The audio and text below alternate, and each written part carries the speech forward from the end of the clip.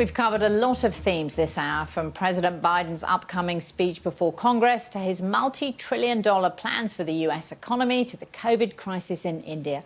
Fortunately, we're joined by a member of Congress who can touch on all of these issues and then some.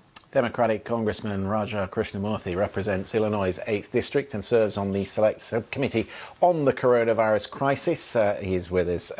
Lovely to have you with us from Illinois. Let's just start where we were just talking with Dr. Jha about India, because I know that you have Indian heritage. In fact, I think you were born in India. Am I right? Yes, sir. That's right. Yeah.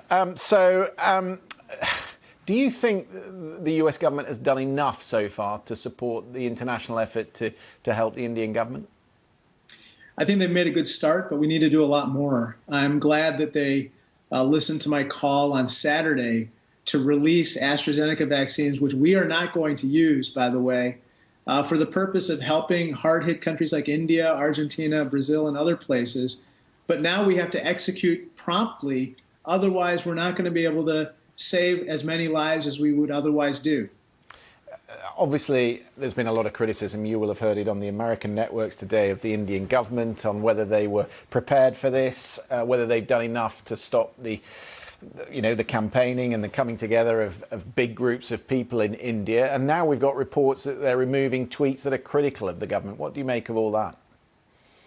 Well, I'm concerned about that type of activity. I think right now, I hope that the number one concern for anybody like myself or anyone who is focused on what's going on in India is we've got to save lives. Christian and Laura, the numbers, they are devastating each day. And if we don't do it out of a sense of morality or love or compassion or humanity, we got to do it for our best interests, because there are more than 730 variants coursing through India. It only takes one of those variants to overpower our vaccines, and then we're all back to square one. Congressman, if we could turn to the big event here in Washington tonight, or rather subdued address to Congress by President Biden because of coronavirus. He is proposing now $6 trillion in US government spending on the economy. Would something so ambitious be proposed were it not for the pandemic, do you think? Well, I think you're right to bring up the pandemic and the economic toll that it's taken on Americans. We still have more than 10 million people unemployed in the United States, and whole industries are still devastated, from hospitality to the restaurant industry and so forth. So I do think that the timeliness of the aid right now makes a lot of sense, and I think that's why it's so popular, because so many people need the aid and so many businesses need the assistance. But when it comes to the American Families Plan, with this expansion of childcare, with free community college, Republicans are saying that this is all unnecessary government overreach and they're not going to support it. So how are you going to get it through? Well, I think one of the interesting things we've learned during the pandemic, Laura, is how many women, for instance, have been sidelined by the pandemic, because let's face it, women are the primary, child rearers in our families. And when our children were not able to go to school, the women dropped out of the workforce and stayed home.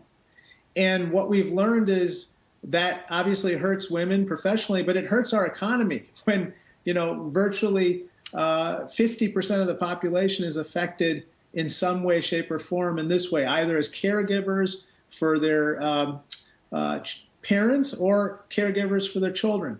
And so child care assistance makes sense.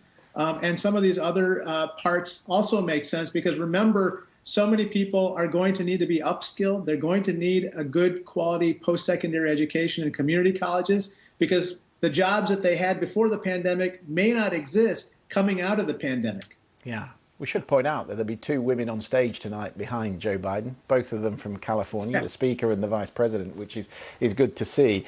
Can we talk about Joe Biden and Mum? Because, of course, for many, many years, he has sat in the audience and watched a president on stage. And I get the sense that he's relishing what he's doing. They dubbed him Sleepy Joe, but he's anything but. He's in a hurry. He has to be in a hurry because, of course, there's such a razor-thin majority in both houses. But do you get the sense that he's rising to the challenge and really wants to do something transformational? Yes, sir. I do get that sense. And you saw that in the American Rescue Plan and how quickly that got through Congress, largely because of his advocacy, by the way. You see that with the infrastructure plan, and now, of course, this other plan that he's put forth. I do think that he senses that we're at an inflection point where this pandemic has set us back.